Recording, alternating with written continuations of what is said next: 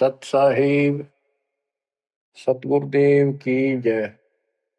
बंदी छोड़ कबीर साहिब जी की जय। बंदी छोड़ गरीबदास जी महाराज जी की जय। स्वामी राम देवानंद जी गुरु महाराज जी की जय हो।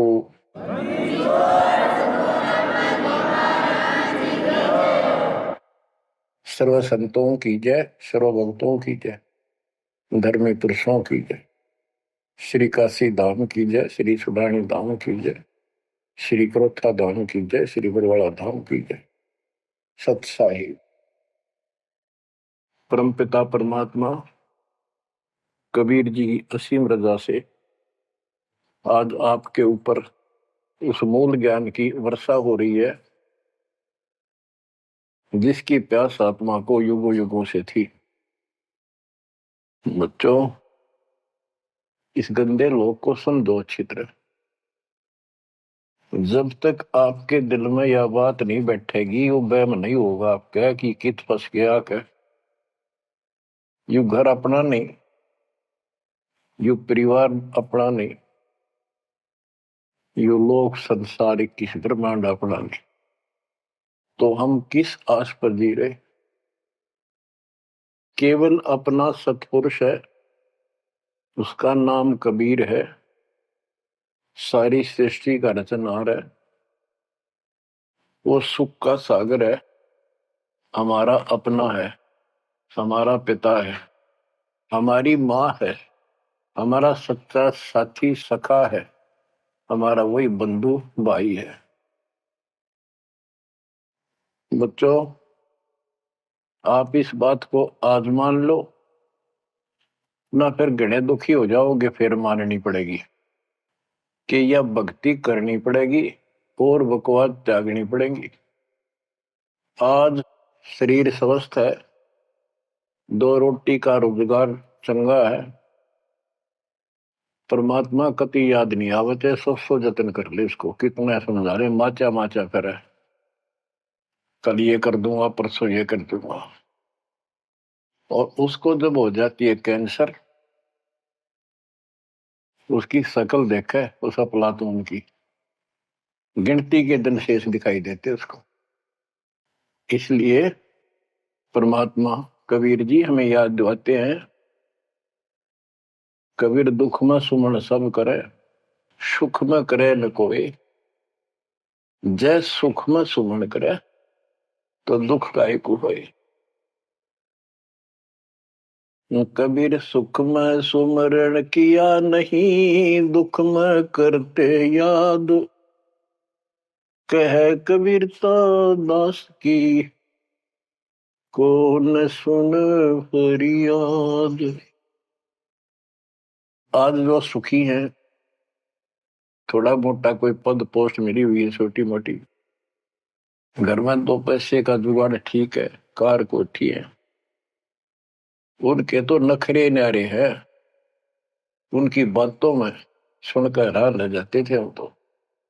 जब हमको ज्ञान नहीं था, हम भी ऐसे निकम्मे थे। इस अध्यात्म ज्ञान ने तोड़ दिया इस मन की बकवाद, इस अहंकार को फोड़ दिया कति। और ये सतगुरु बिना बात बना नहीं। सतगुरु ऐसा ज्ञान सुनाता है कि आत्मा एकदम सतर्क हो जाती है और परमात्मा की तरफ बनती है। एक नित्यानंद नाम के ब्राह्मण थे, नंदलाल नाम था उनका। वैसे नारनौल के नवाब के यहाँ वो तहसीलदार की पोस्ट पर थे, आज से 300 वर्ष पहले। उसके माता पिता की डेथ हो गई थी। नाना नानी ने उनको पाला, जवान किया, वहां नौकरी लगवा दी। उनके नाना जी इस दरबार में पहले से ही नौकरी करते थे। एक तो जाति ब्राह्मण, ऊपर से पोस्ट तहसीलदार। उस समय तहसीलदार, उस समय तो पटवारी भारी होता था। उनको फिर ज्ञान समझ में आया। एक विष्णु जी के उपासक, वैष्णव परंपरा के संत गुमानी दास नारनौल शहर में किसी भगत के अपने सेवक के यहाँ सत्संग करने आए।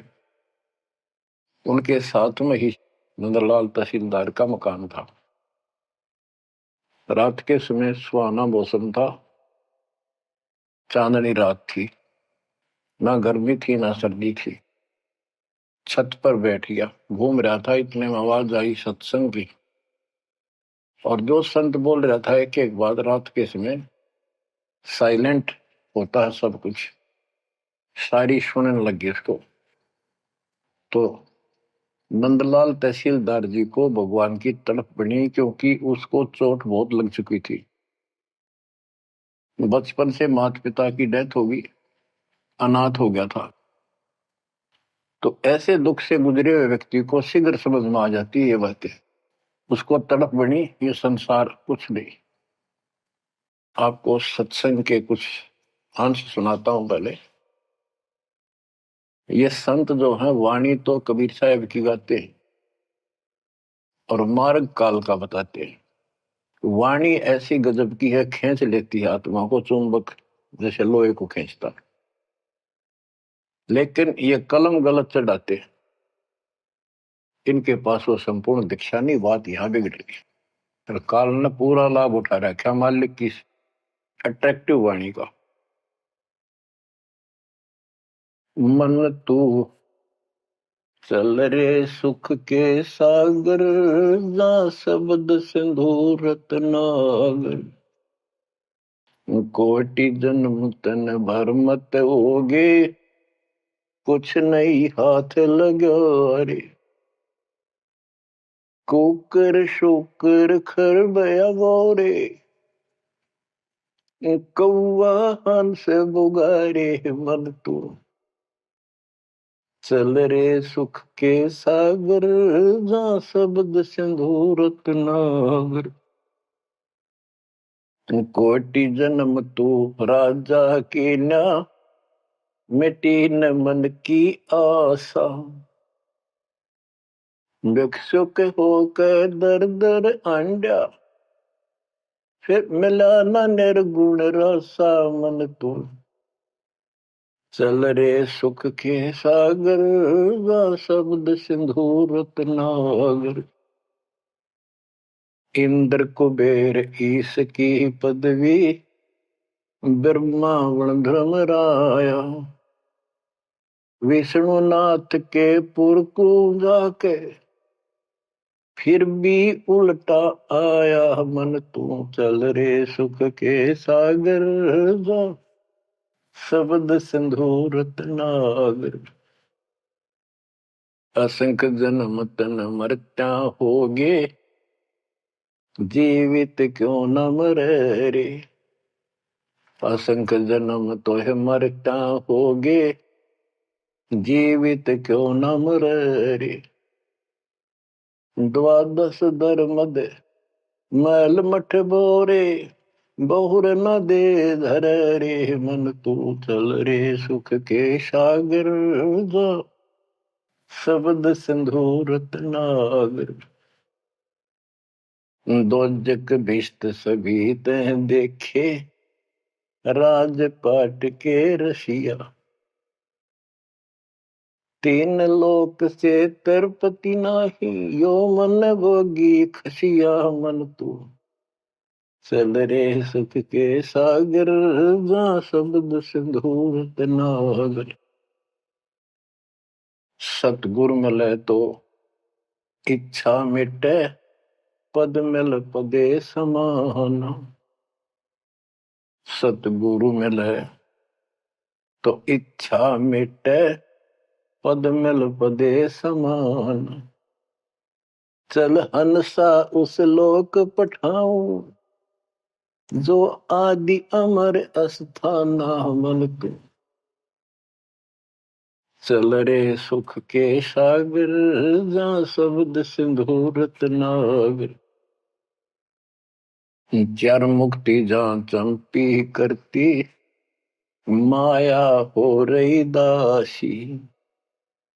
चार मुक्ति जा चंपी करती, माया हो रही दासी। दास गरीब अभय पद पर से, मिले राम अविनाशी। मन तू चल रे सुख के सागर, जा शब्द सिंधु रत्नागर। सत्संग में बताया गया कि कोटि जन्म तन भ्रमित हो गए जन्मते मृत्यु को, और कुछ नहीं हाथ लगा रे। कुकर कुत्ता, शुकर शुअर, खरगदा, कौवा और बुगला, ये सभी यानी 84 लाख प्रकार के प्राणियों की योनियां शरीर में तुमने दुख उठाए। इस संसार में सुख नाम की चीज जीव को नहीं है। कोट जन्म तन भ्रमित हो गए, कुछ नहीं हाथ लगा रे। आज सेठ है, सारा कुछ धन है, कार कोठी है, और समय आ गया जान का। सेकंड भी ना लागण दे, एक सेकंड तुरंत उठा कर यम के दूत पटक देंगे धर्मराज के आगे। अब के हाथ लग गया, सारा जीवन खो दिया, कति कर्म बिगाड़ लिए, और आगे पल्ला झाड़ के जा खड़ा नरभाग। ये सपना टूटते सारी बात समझ में आ जाती। सारा सोपन था यो, ना कोई बेटा अपना था, ना कोई बेटी अपनी थी, ना या कार, ना कोठी अपनी थी। अपना जो काम था वो तो स्टार्ट भी ना किया मूर्खा। बच्चों वहां बहुत बार रो लिया हम साथ जाकर। जब भी मनुष्य जीवन मिला हम वायदा करके आते थे भगवान से, हे परमात्मा इनका दया कर दो, मनुष्य जीवन की कभी गलती नहीं करूंगा, करेंगे करूंगी, भक्ति करेंगे, मालिक को याद रखेंगे, रोटी के लिए काम भी करेंगे, तेरी भूल नहीं होगी दाता। कति कसम खाते, वचन भर के कान पकड़ के नाक रगड़ के आते वहां से प्राणी। और यहां आते ये काल इनको ऐसा अचेत कर देता है, नए सिरे से सिखाना पड़ता। ये बेटा या ताता यू काका ताऊ तेरा ताई मौसरी, ये गिलास, ये चमचा, या थाली, या गिलास, ये कटोरा, ये शुरू तो पढ़ानी पड़ती है। कति सारा बुला देता है, इतना जुल्म कर रखा हमारे साथ। इस अज्ञान को आके सतगुरु कबीर भगवान सतगुरु रूप में आते हैं, वो इस अंधेरे को अपने वचनों के माध्यम से हटाते हैं। अब बच्चों, मन नेकी कर ले 2 दिन का मेहमान, मन नेकी कर ले। परमात्मा हमारे सामने खड़े होकर रोया करते हमने, किसी तरह तो समझ लो तुम। ये शब्द इसलिए सुनाया करते कि इस आवाज प्यारी आवाज दाता की खींच ले पशु पक्षियों को भी, और इस वाणी में कसक।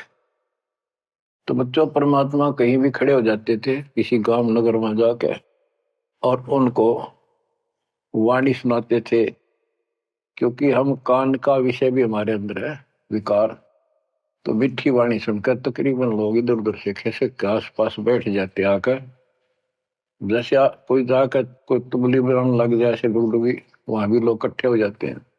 फिर परमात्मा उनको समझाते थे, इस काल के जाल में फंसे इस नकली सुख को सुख मानकर अंधे हुए बैठे प्राणियों को कहां से संघर्ष करने लगते हैं, क्योंकि ये अपने पिता है और ये रह नहीं सकते हमारे को राह बताए बिना। तो क्या सुनाते थे, कहां से आया कहां जाएगा, तन छूटे तब कहां समाएगा। कहां से आया कहां जाएगा, तन छूटे तब कहां समाएगा। आखिर तुझको कौन कहेगा, गुरु बिन आत्म ज्ञान, मन नेकी कर ले 2 दिन का मेहमान। बच्चों परमात्मा याद दिला रहे हैं कि तुम्हें सतगुरु के बिना, गुरु के बिना ये आत्म ज्ञान कौन कराएगा। आत्म ज्ञान क्या है, तू कौन है, कहां से तू आया, किस लिए जन्म और मर रहे हो, इसका समाधान क्या है, ये है आत्मज्ञान। आत्मज्ञान तो सारे गुरु बताते हैं, नकली सकली सब। भाई भक्ति नहीं करोगे पशु पक्षी बन जाओगे, मनुष्य जीवन बड़ी मुश्किल से मिलता है। ये सारा कुछ परमात्मा का बताया ज्ञान बताकर आखिर में काल के खुट्टे बांध देते हैं। ये उपासना करो जो शास्त्र विरुद्ध है। बात यहां बिगड़ी पड़ी थी। तो बच्चों फिर कहते ये तो आत्मज्ञान होगा। कबीर सतगुरु बताता आत्मज्ञान, तुम सतलोक में रहते थे, वहां किसी चीज का कष्ट नहीं था, कोई दुख नहीं, कोई रोग नहीं, कोई शोक नहीं, कोई जन्म नहीं, कोई मृत्यु नहीं, सदा सुखी। यही सृष्टि ऐसी जो कि एज इट इज है। ऐसे गांव बसे हैं, ऐसे बाजार लगे हैं, बाग बगीचे कदम कदम पर सुंदर तरीके से लगे हुए एक पंक्ति के अंदर गजब के। और उसको छोड़ के तुम इस काल के जाल में फंस गए। अब ये तुम्हें मूर्ख बनाए बैठा है, उस घर की कति खबर मिटा दी, नाम और निशान खत्म कर दिया। आत्मज्ञान ये है, तुम या कष्ट उठा रहे हो जन्म मृत्यु के, इसका समाधान है पूरा सतगुरु हो, उससे दीक्षा लो, फिर डट कर भक्ति करो, मर्यादा का पालन करो। ये तो है आत्मज्ञान। परमात्म ज्ञान क्या है, परमात्मा कौन है, ये श्री कृष्ण जी को भगवान बताओ, विष्णु और शंकर को भगवान बताओ। इनका परमात्म ज्ञान खाक है। परमात्म ज्ञान है नहीं, आत्मज्ञान ने के चाटांगे फिर। गरीबदास जी कहते कूप की छाया कूप के माई, ऐसा आत्मज्ञाना, या से परे परम पद वहां का भेद न जाना। आत्मज्ञान तो ऐसा है जैसे कुएं की छा कुएं तक है, बाहर उसका कोई यूज नहीं। इसका मतलब है कि जिस ज्ञान पर ये आत्मज्ञान बताते हैं परमात्म ज्ञान है नहीं, वो तो इस काल के कुएं में अंदर ही गिरे रहेंगे, यही कष्ट उठाएंगे। ये साधना गलत बताते हैं, उनकी पोल खोल रखी है वैद्य के अंग में, जैसे काला पुष्मा। बच्चों फिर बताया जाता है कि कोट जन्म तन भ्रमत होगी, परमात्मा जगह जगह खड़े होकर रोया करते थे हमारे लिए। और कुछ आकर्षित भी होते थे, कोयल के बच्चे तो लाग ही जाते हैं, वो डटते ही नहीं, उनको तुरंत प्रभाव हो जाता है, सचमुच भक्ति करनी चाहिए। इस प्रकार मान लेके 64 लाख से हो गए थे 600 साल पहले। इस ज्ञान को तो सिर्फ इतना सुनते थे कि सचमुच जो कह रहे बात सच्ची है, मर जावांगे। ये वाणी ऐसी सीधी फोड़ देती है आत्मा के मैल को, फिर सुख होने शुरू हो जाते थे दाता का नाम लेते ही। इसलिए चिपकते चले गए। दाता भी चाहते थे, परमात्मा भी, कि इनका अपनी कलम चढ़ा दूं एक बार बस, इन पार तो होना नहीं। कलम चढ़ा गए दाता उस समय 64 लाख का। वो 64 लाख कुछ भक्ति करी उन्होंने बहुत अच्छी, परमात्मा काफी संग रहे। फिर जब देखा कि अब इनको ज्ञान नहीं है और ज्ञान बिना मुक्ति हो नहीं सकती, जब तक पूरा ज्ञान नहीं होगा ये डट नहीं सकते, दो काम हो जाते हैं, तीसरा नहीं होता है, तो फिर वो झाड़े लुआन चले जाते हैं। ये स्थिति होगी थी वहां। तो एक झटका दिया था, परीक्षा ली थी, सारे विमुख हो गए। जब परमात्मा ने हाथी पर बैठकर गंगा जल बोतल में भरकर, जैसे शराबी शराब पिया कर, एक वैश्या, प्रसिद्ध वैश्या जो परमात्मा की शिष्या हो चुकी थी और अपने धर्म कर्म को ठीक कर रही थी, लेकिन उस समय भी उसको वैश्या की फीत ही थी समाज की दृष्टि से। उस लड़की को हाथी पे बैठा के उसके कंधे पर हाथ धर कर भगवान, और वो पानी गंगा जल पी रहे थे, उस हाथी को बाजार के बीचों बीच घुमा दिया। जो भी देखा वो एक, देख लो भाई दुल्हा बड़ी बड़ी बात बनाया करता कबीर, शराब पीवे और वैश्या को साथ लेकर घूम रहा है। उनके शिष्यों को लाओ, बुला बुला के देखो, हम तो पहले कहा करते पाखंडी आदमी है, अपनी आंखों देख लो, सरिया में वैश्यावृत्ति करता घूम रहा, शराबी कवाबी है ये। जो भी देखे वही कहते, मैं तो कभी कभी जाया करता, मन तो जाना छोड़ रखा है वह। मैं तो उसके साथ चला गया था एक बार। ऐसे 64 लाख भगवान से विमुख हो गए। सतगुरु भी चाहते थे ये बोझ सिर तो पड़े, अब ये समझ नहीं पा रहे। गरीब बड़ुआ बड़ुआ सबक है, कोई न जाने खोजे, दास गरीब कबीर करम, बाटत सिर का बोझ। कि उस लीला को कोई नहीं समझ रहा था, वो तो अपने सर का बोझ, ये पूरी आस्था थी नहीं उन शिष्यों की, इसलिए इनको पटक रहे हैं, ठाक सर पर अपना बोझ हल्का कर रहे हैं। बच्चों, गुरुद्रोही नहीं बने तुम, उस समय सतगुरु विमुख हो गए। तो कबीर साहब कहते हैं, सतगुरु विमुखा युग युग रोवे, मानुष जन्म पाके खो। सतगुरु संगत छोड़ के लाख वर्ष जबकीन, इंद्रिय कर्मना मोक्ष हो रह काल के आदि। इसके लिए बहुत से प्रमाण आपको दिए गए हैं। जैसे राबिया सतगुरु विमुख हुई थी, गुरुद्रोही नहीं हुई थी वो। 4 साल दाता ने कितनी मेहनत करके उस बेटी के लिए फातिमा की। उनकी भेड़ बकरियां के बीच में बैठ के उस बदबू में उस प्यारी आत्मा जो दलदल में फंसी पड़ी थी, राबिया को ज्ञान सुनाया, बेटी अल्लाह खुदा की भक्ति करनी चाहिए, ये जीवन थोड़ा ही है, इसमें कभी भी मृत्यु हो जाएगी, फिर पता नहीं कहाँ जन्म होगा। कई दिन लगातार ये बात करते करते लड़की कहती थी कि महाराज हम इबादत करते हैं, नमाज करते हैं, सारा कुछ करते हैं। उसका सारा अंधेरा हटाया, लड़की का समझ में आ गई, सृष्टि रचना बताई। 4 साल भक्ति करी और कोई साथी था नहीं, दूसरा भक्त भाई बहन इस मार्ग के बताने वाला। समाज के प्रभाव से परमात्मा वाली सत साधना छोड़ दी, क्योंकि सत्संग ना सुनने से इस तरह मैल आवेगा, ये भूल जरूर पड़ जाती है। क्योंकि गलत बताने वाले तो सारा समाज, सारा वही साधना सब कर रहे थे, तो वही अपनी साधना करने लगे। लेकिन प्रेरणा इतनी होगी थी कि शादी नहीं कराऊंगी, मोक्ष पाऊंगी, सारा कुछ हो गया था। लेकिन माता पिता को टेंशन होगी कि लड़की को घर पर नहीं रख सकते,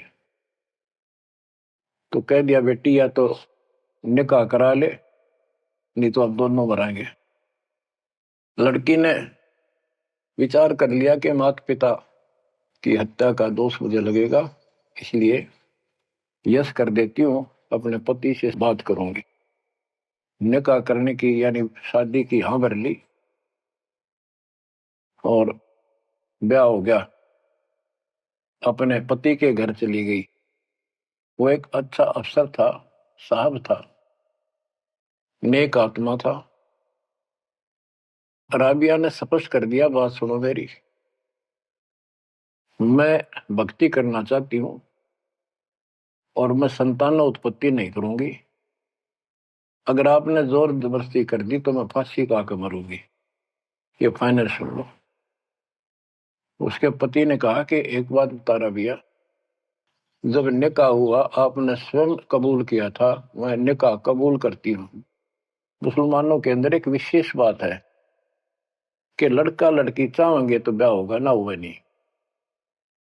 तो तेने उस समय कबूल क्यों किया था? राबिया बोली, मेरी मजबूरी थी, समाज का दबाव था मेरे माता पिता पर। मेरे माता पिता ने शर्त रख दिया तो शादी करा ले, नियम दोनों मरेंगे, तो इसलिए मैंने शादी कर ली। अब आप पर फैसला है, वहां तक 2 मरे थे भी, आए 1 मरेगी, मैं भक्ति करूंगी, ये मेरा फाइनल फैसला है। तो समझदार था, मुसलमान कई कई शादी कर लेते हैं, उसको इसकी कोई समस्या नहीं थी, परमात्मा की दया से गुजारा भी खूब था।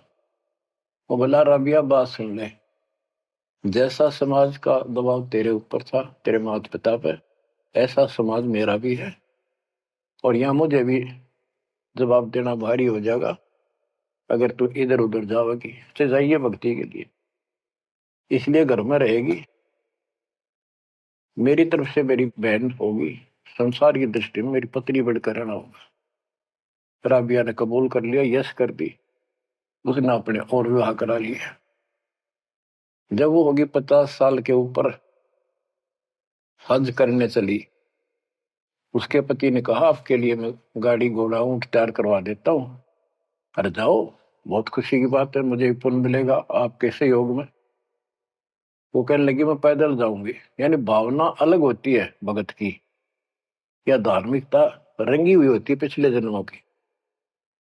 वो चल पड़ी, पैदल चल पड़ी। रेगिस्तान ज्यादा होते थे उस टाइम, सभी जगह सूखे पड़ते थे। मक्का में चली, मक्का के राह पे काफी सफर तय करने के बाद एक कुआं आया। उस कुएं पे ना बाल्टी थी, ना कोई रस्सी थी। वो लगता था उसमें गिर गई थी।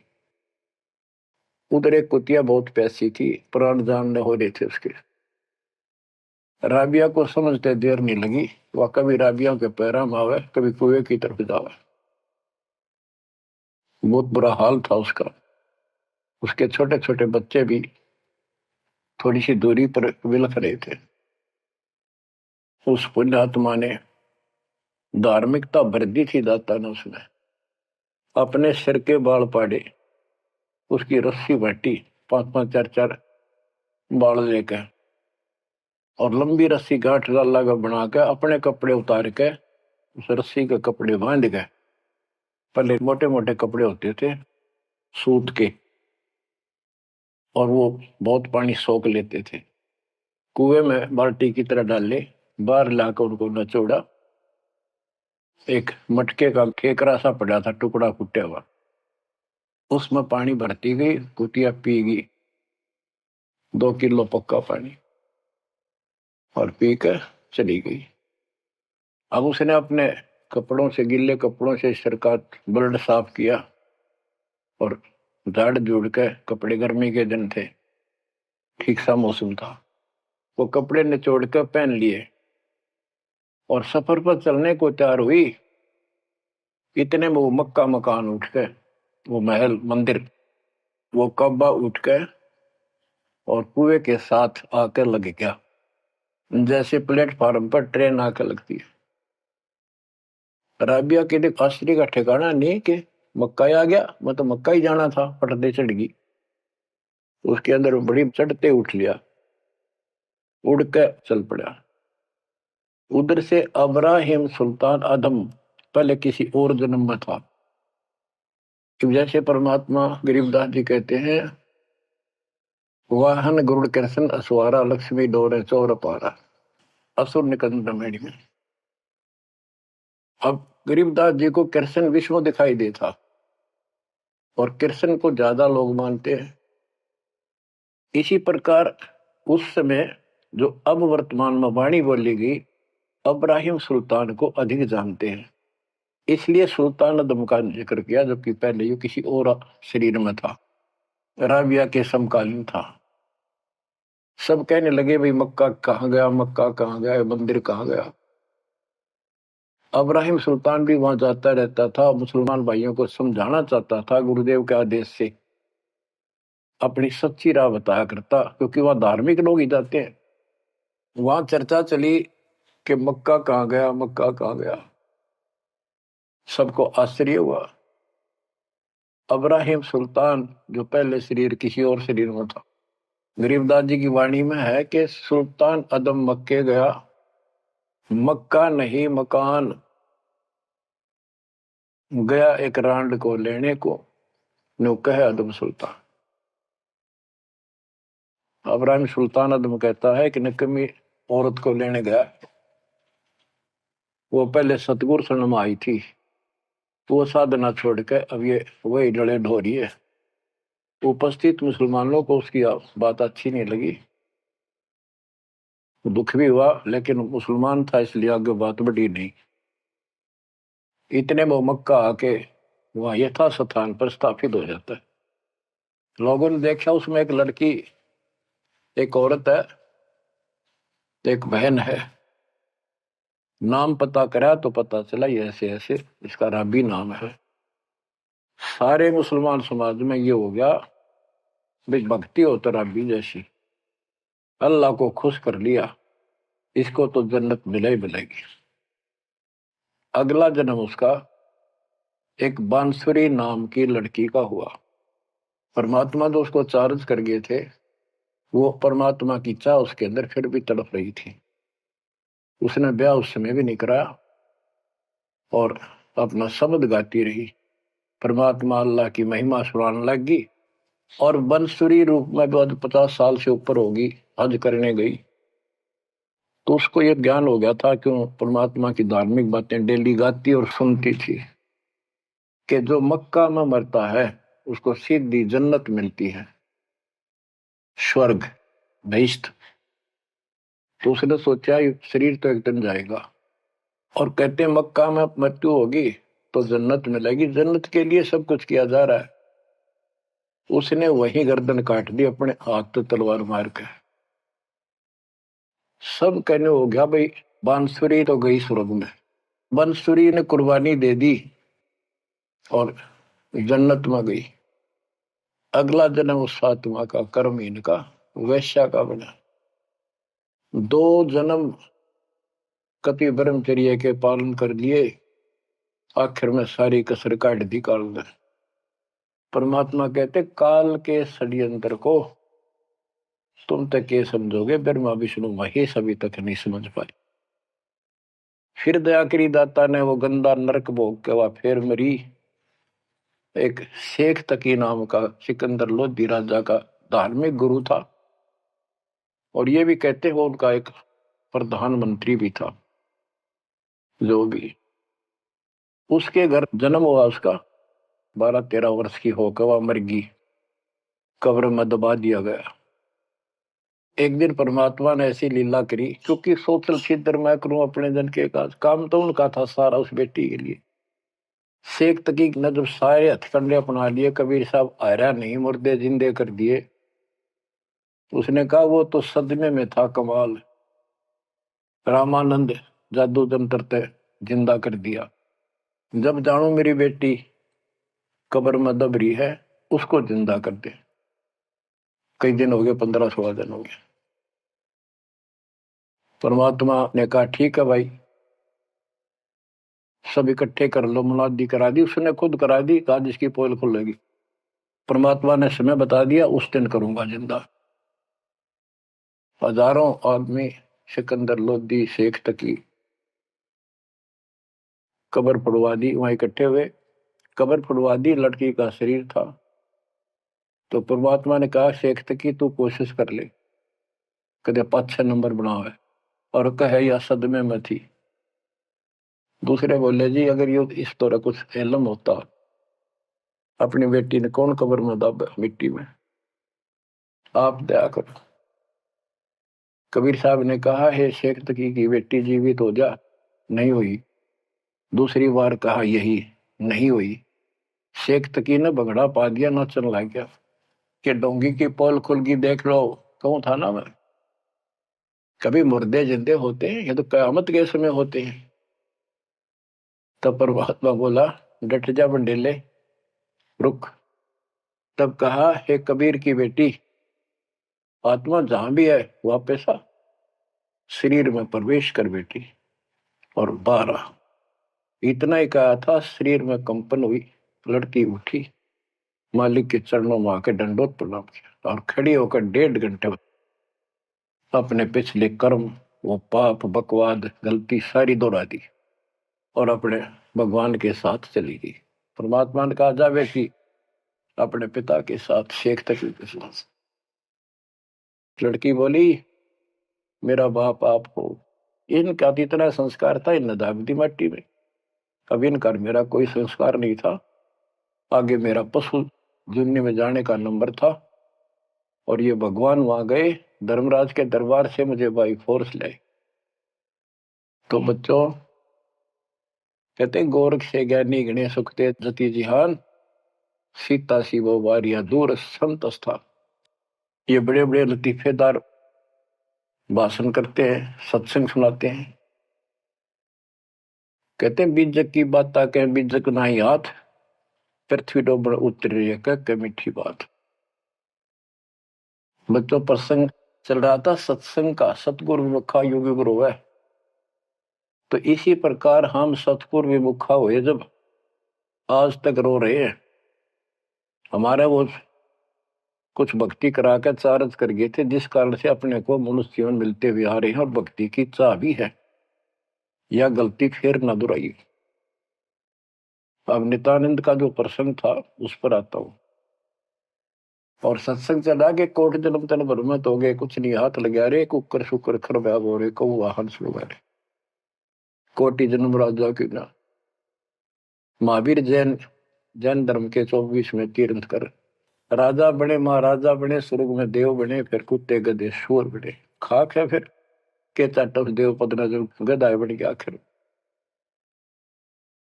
इंद्र कुबेर इसकी पदवी, ब्रह्मा विष्णु महेश के पद पा चुके हो आप, इंद्र तक की पदवी पाई है और फिर यहीं भटक रहे हैं। दो जग भीष्ट सभी ते देखे, स्वर्ग नरक सभी धक्के खा चुके हो, भटक चुके हो राजपाट के रसिया। तीन लोक से संतुष्टि नहीं है ये मनभोगी खसिया। कोई एमएलए बन जाए, सरपंच बने, मन में आता चेयरमैन बनूं, चेयरमैन भी बन जाता है, वे एमएलए में बात बने। मर पड़ का एमएलए कभी बन जाता है, तो सोचा मंत्री बनो जब बात बने। एमएलए में कोई नहीं पूछता। मंत्री यूं सोचता है चल तो मुख्यमंत्री गया, हम तो टाइम पास कर रहे हैं। मुख्यमंत्री बनने के बाद उसकी तड़प हो जाती है प्रधानमंत्री बनूं तो बात बने। वो बनेगा कि ना बनेगा, इतना मृत्यु हो जाएगी, फिर गधा बनेगा। बच्चों तीन लोग क्षेत्र पतना ही है मन भोगी खसिया। सतगुर मिले तो इच्छा मिटे, पद मिल प्रदेश समाना, चल हंसा उस लोक पठाऊं जो आदि अमर स्थान। कि सतगुर मिलेगा तो इन बकवादों से मन हटाएगा और कहेगा चल हंसा उस लोक पठाऊं जहां कभी मृत्यु नहीं होती। चार मुक्ति जहां चंपी करती, माया हो रही दासी। यहाँ चार मुक्ति प्रमुख मानी गई है और ये थोड़े से थोड़े समय की होती है। जैसे शालोक, जिस देवता की भक्ति करे उस देवता के लोक में चला जाएगा। शाह रूप, उस देवता का रूप जैसा बनाकर वहां रहेगा। सामीप्य, उस अपने देवता के साथ समीप रहेगा। तो इस प्रकार की चार मुक्तियां, लेकिन रहेंगे कितने दिन, उसका समय सीमित होता है। वो चारों मुक्ति भी नष्ट होती है, वो भी हाथ से चली जाती है, फिर कुत्ता गधा सुअर बनता है और वहां सदा रहेंगी ये सतलोक में। हाय हाय। चार मुक्ति जा चंपी करती, माया हो रही दासी, दास गरीब अब पद पर से, मिले राम अविनाशी। के चार मुक्ति जा चंपी करती, यानी चरणों में पड़ी रहेंगी, सदा के लिए भगवान के साथ रहेंगे। और इस धन संपत्ति की वहां कमी नहीं, भरे पड़े हैं खजाने आपके। दास गरीब अब है पद पर से, वहां कभी भय नहीं किसी चीज का, मौत का भय नहीं। सबसे बड़ा डर यहाँ मौत का है, वो जाते खत्म होगा। दास गरीब अब है पद पर से, मिले राम अविनाशी। ब्रह्मा विष्णु महेश नासवान, ब्रह्म नासवान सर्वपुरुष, अक्षर पुरुष ये नासवान, देवी नासवान और देवताओं की जिक्र के करूं। गीता प्रमाण देती है दूसरे अध्याय के 12वें श्लोक में, चौथे अध्याय के 5वें श्लोक में और 9 में और 10वें के 2 में। गीता बोलने वाला इनका ब्रह्म कहता है काल कि तेरे मेरे बहुत जन्म हो चुके अर्जुन, तू नहीं जानता, मैं जानता हूं, आगे भी होंगे। मेरी उत्पत्ति हुई है, ये देवता नहीं जानते। तो बच्चों वो अविनाशी राम दूसरे अध्याय के 17वें श्लोक में कहा है, 18वें के 46 में, 18वें के 61 और 62 में और 15वें अध्याय के 17वें श्लोक में बताया। उत्तम पुरुषत्व परमात्मा इति उदारते, यह लोग तरम अविश्य वृत्ति अवेश्वर है। वो अविनाशी भगवान मिलेगा वहां पर। कबीर साहब कहते हैं यहां भी तुम जब तुझे राजपाट भी चाहिए, हमरा इधर ले ध्यान। यहाँ राजपाट कैसा देंगे आपको, और संसार के लोगों से ज्यादा सुविधा देंगे परमात्मा। और कहते हैं जिसके मन में परमात्मा की भक्ति है तो फिर के इंद्र का राज, उसको कभी नफरत हो जाती है उस राज से तो महाराजा बन जाता है। और यहाँ सुख देंगे परमात्मा, कहते हैं माया दासी भगत की संत की उभे दे आशीष, बरती और लातों छिड़ी सुमर सुमर जगदीश। कहते इतना धन दे देगा बंदी छोड़ के खाइयो खर्चियो और खूब धर्म भलाइयो। माया दासी संत की उभय दे आशीष, दोनों तरफ से आशीर्वाद देगी। खाओ खर्चो और दान करो। और बरती और लातों छिड़ी, कबीर साहब कहते हैं सुमर सुमर जगदीश। सुमर कौन सा जगदीश? सच्चा नाम, सच्ची भक्ति, सतपुरुष कबीर साहब की भक्ति कर करके। अब नित्यानंद ये सारा सत्संग सुन रहा था। ये क्या करते हैं, बात तो सुनाओ सतलोक के मिलती जुलती, अध्यात्म ज्ञान भक्ति विष्णु तक की। अब नंदलाल पंडित जी ऊपर से तहसीलदार, 2 मरोड़ इकट्ठी। उसने सोचा यहां जाऊंगा संत के पास तो नगरी के लोग क्या कहेंगे, ब्राह्मण और तहसीलदार या किसी के घर में आकर संत के चरणों पड़ा। काल तक कई रास्ते रोक रखे हैं। तो उसको पता चला कि महात्मा का डेरा है यहाँ नारनौल से 2 किलोमीटर दूरी पे। संत चले गए। अगले दिन, उस दिन तक खूब विचार किया। सुबह सुबह घोड़े पर बैठ कर, जो सरकार की तरफ से मिलता था उनको, आश्रम में चला। संत जी शर्त को उस तरह फिरवा रखा था और सुबह सुबह इजी मूड में घूमने के लिए उसी रास्ते आ रहे थे जिस रास्ते वो नंदलाल जा रहा था तहसीलदार जी।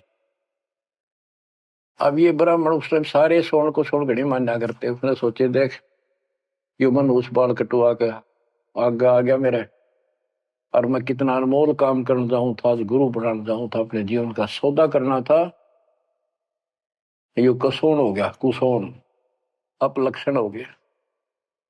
तो उसने अपने मन में सोच लिया इसके टोले मार दे 2 शर्मा उंगली, ये कसोन मिट जाएगा। हम भी पहले क्या करते ना, बच्चे थे जब, के झूठ बोला पाप लगेगा, न बोला उंगली पर उंगली धर के बोली थी कोई ना लगा पाप। ये अपनी बनावटी बातें थी, उंगली पर उंगली चढ़ा ली थी इसलिए पाप ना लग गया कर। तो उसने इस दृष्टिकोण से उस महात्मा का शर्म ने उल्टी उंगली है टोले मारे 3-4 और बोला रंजर भाग मनहूस तनाजा मेरा गाना था, आज मैं गुरु बनाने जा रहा था, अपना जीवन का सौदा करूंगा। अब वो संत जी हैरान रह गया, पढ़ा लिखा दिखे, घोड़े पर सवार कोई अफसर होगा और ऐसा व्यवहार कर दिया। अच्छा उस्ताद, संतों के साथ ऐसे व्यवहार करनी बहुत मिला करें, ज्यादा माइंड नहीं करते हो। चला गया।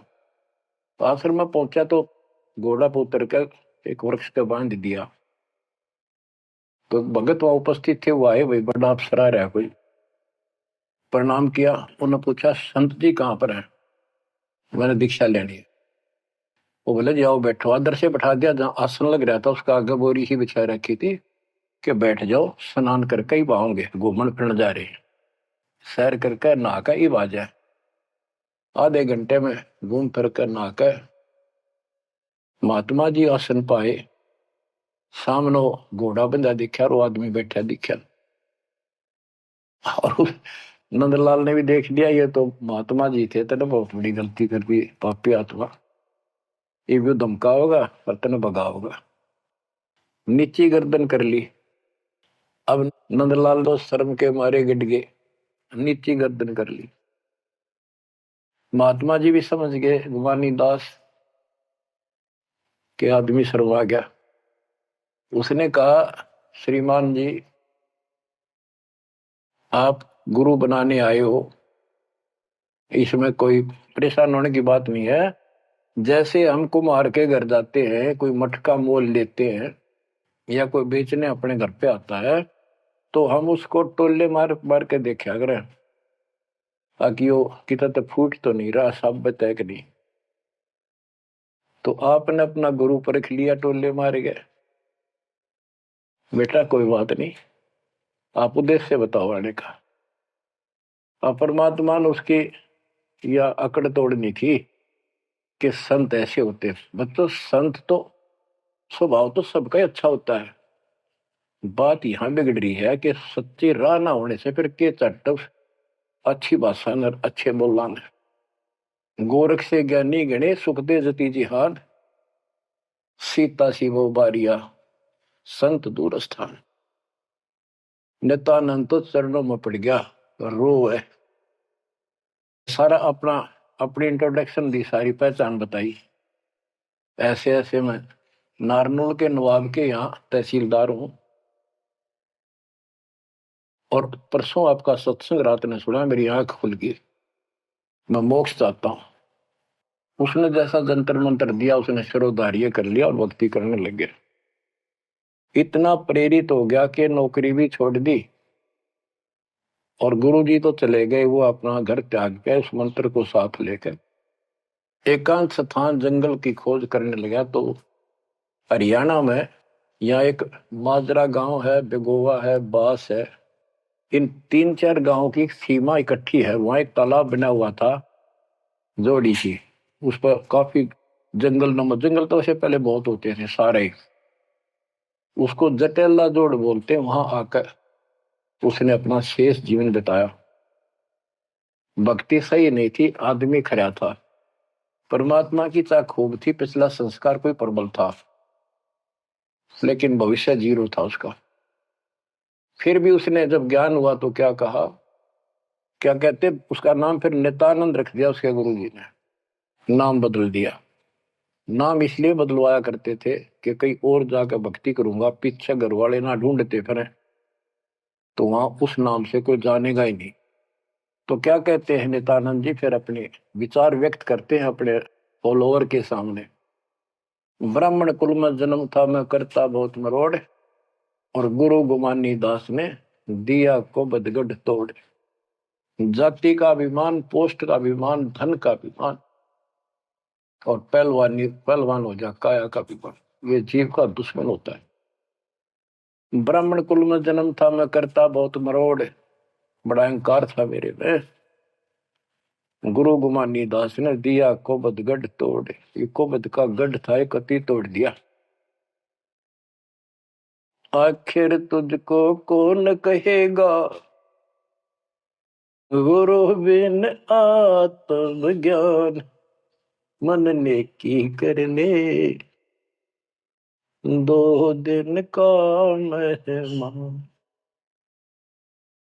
बच्चों, सतगुरु पूरा मिला नहीं, रही अधूरी सीख। तेली के रे बैल जो चले एक नहीं भीख। पूरा सतगुरु ना मिलने से इतनी पुण्यात्मा फिर कर्म फोड़ कर चली गई, स्वर्ग तक गई है, फिर जन्म लेगी। उसने तो आनंद किया। बच्चों, ये सारा कुछ निष्कर्ष देकर दास आपको, हीरे मोती लालों को आपकी पहचान बताना चाहता हूं कि तुम क्या प्राप्त कर चुके हो, आपकी कितनी अच्छी किस्मत, कितना गुड लक है। आंख खोल लो। मैं कोई बालक नहीं, कोई डूम बाट नहीं हूं। मैंने कोई स्वार्थ नहीं तुम्हारे से। आप मुझे अपने दिखाई देते हो, आप मुझे भगवान के बच्चे दिखाई देते हो, मुझे अपनी नौकरी खरी दिखाई देती है तुम्हारे कारण। मैं अपनी ड्यूटी पूरी करूंगा, भगवान का दोषी नहीं रहूंगा। मेरी उम्र देख लो, आपके लिए भौंक रहा हूं, कुत्ता हूं परमात्मा का, गुरुदेव का। जागो थारी भला, ना जागो थारी मृत्यु। आशा करता हूं जागोगे, सतभक्ति पर लागोगे, इस गंदे लोक को त्यागोगे, सतलोक में जाकर स्थान पाओ। परमात्मा आपको मोक्ष दे, सदा सुखी रखे। सत्संग।